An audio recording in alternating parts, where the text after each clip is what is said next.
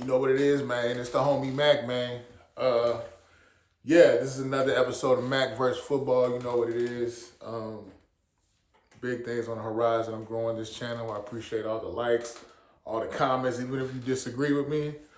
I appreciate all the dialogue that goes on over here at Mac TV versus Football. It's up, it's up, it's up. Real quick, I want to talk about Nick Saban.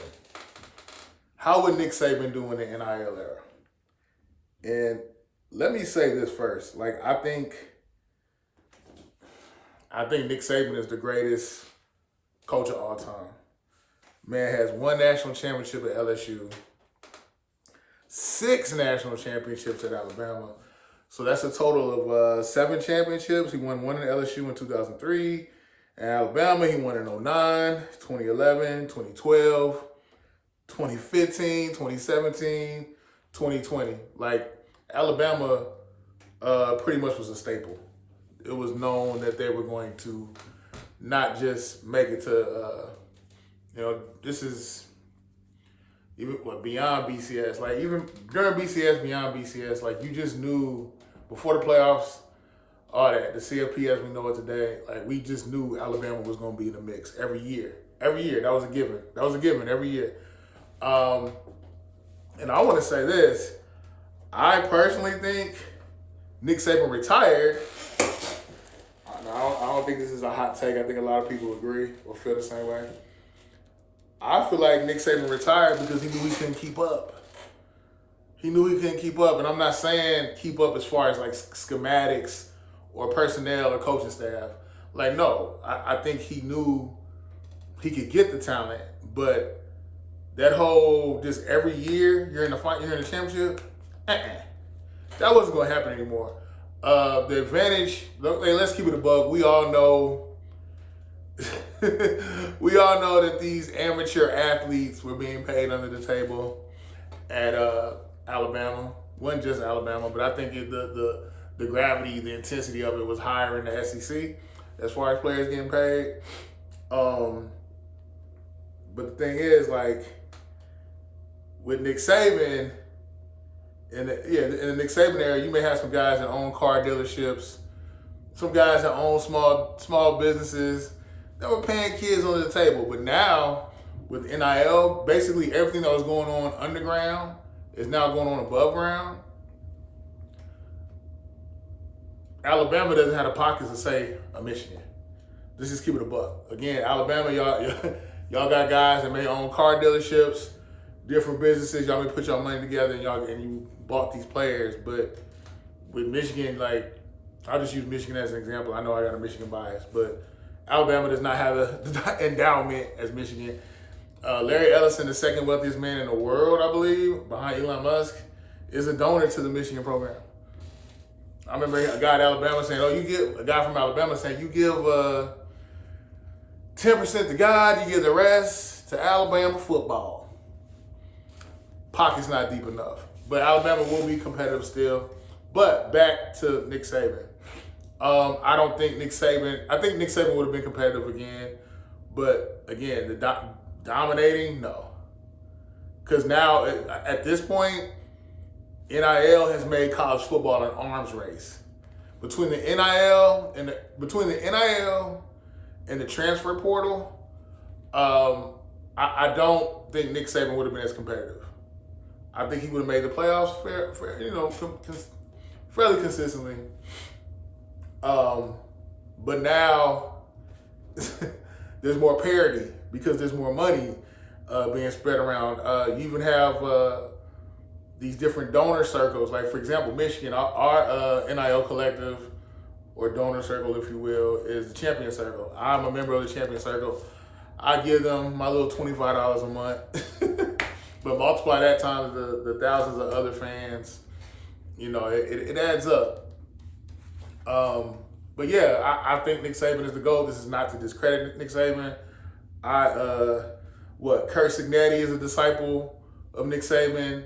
Dan Lanning is a disciple of Nick Saban. Kirby Smart is a disciple of Nick Saban. Those are 3 coaches whose teams were in the CFP in 2025. The 2025 CFP. They're currently playing Well, no. Kurt Signetti is currently playing the championship. He plays in the championship Monday against Miami. I'll do an instant reaction to that.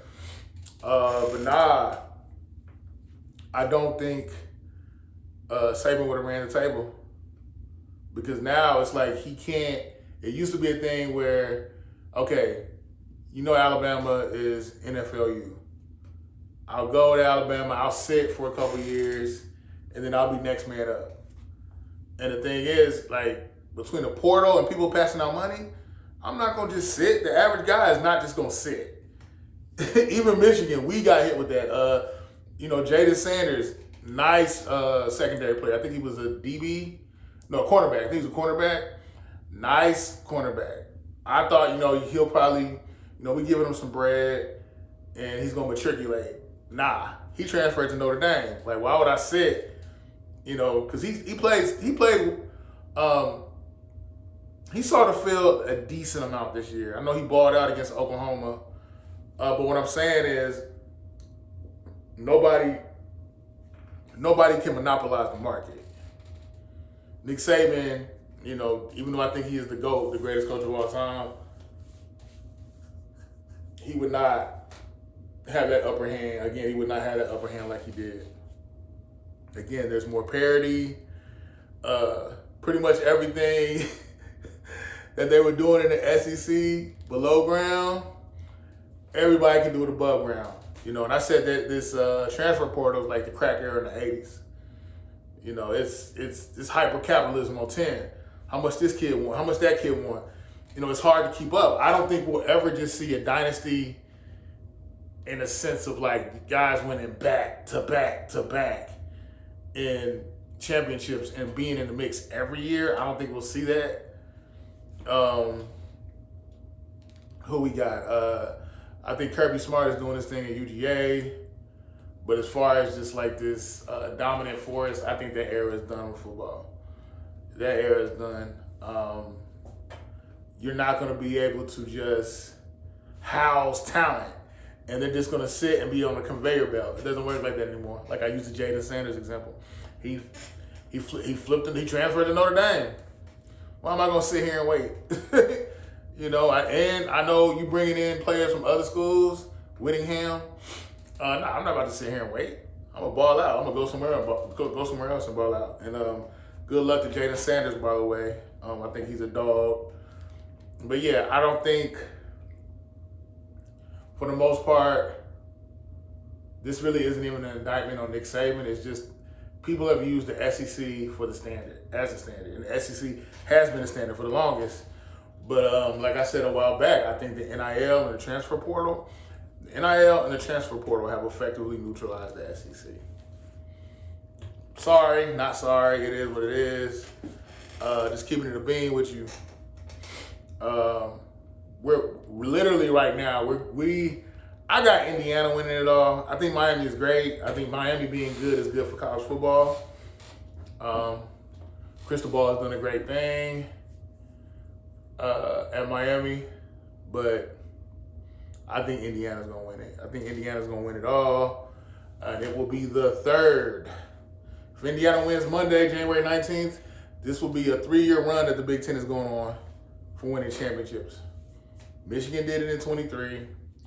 Ohio State will do it in 24. Did it in 24. And now likely Indiana will do it in 25. It is what it is. Talk to me. Let me know what y'all think about what I'm saying. If you think I'm tripping, let me know. Again, NIL has turned college football, not even just collegiate football, but college sports in general, it has turned it into an economic arms race.